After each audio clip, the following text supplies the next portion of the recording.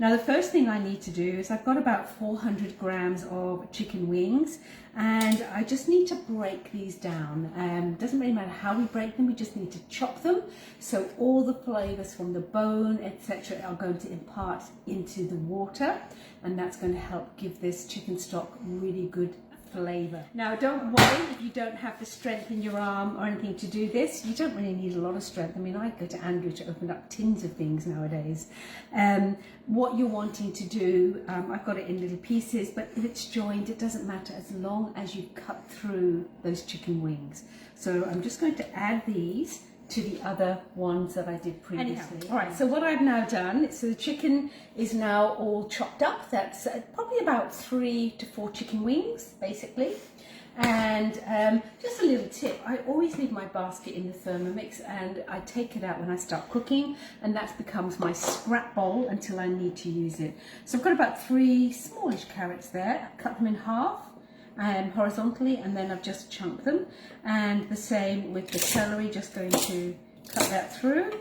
Now in my Thermomix already I have put in a blade cover.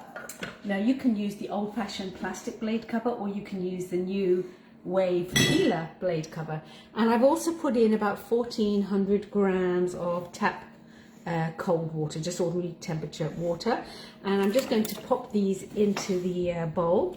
So that's my carrots, my celery, and then my chicken is also going to go in there. All right, so the onion's gone in.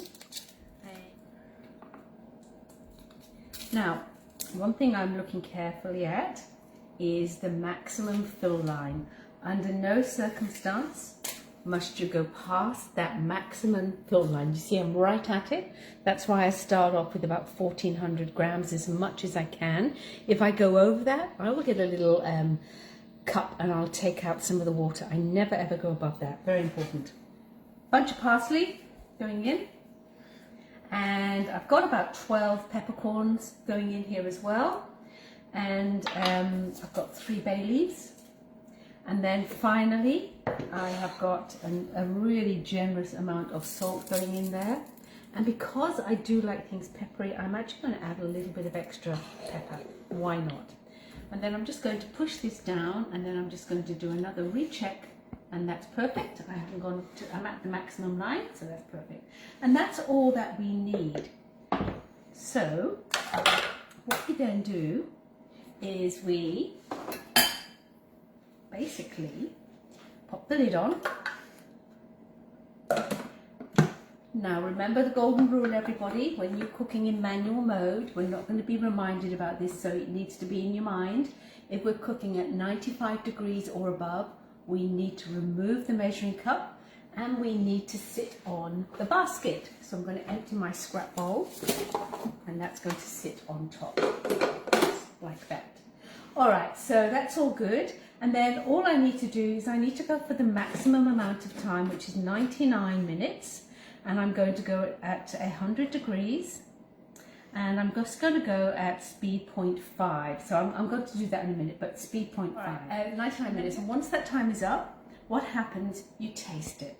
You check for the salt, the actual pepper, and you're going to get a lovely, lovely flavour from that. And once you're happy with that, then you go for another half an hour, 100 degrees at speed 0.5. Once that's done, you then strain off your chicken. Now you don't strain it in a colander. You want a really fine, a fine sieve. So this is chicken stock. Now when I say about tasting it at that 99-minute mark, what you need to say to yourself when you're tasting it is, is that what you're supposed to say? I shouldn't put the spoon back in because I haven't finished. Have a taste. What you need to say to yourself is, would I drink that as part of a broth? Would I have that in a soup? And Andrew would have that in a soup. At the 99-minute mark, when you taste it, you say to yourself, would I have this in a beautiful soup? And if the answer is yes, that's great. That's where you want to get to. And then you cook it for that extra half an hour. So the way that what I now do with this is I choose to freeze them in 1 cup portions. So I just get a Ziploc bag, pour in 1 cup, zip it up, push out the air, flatten it, and that's how I have it.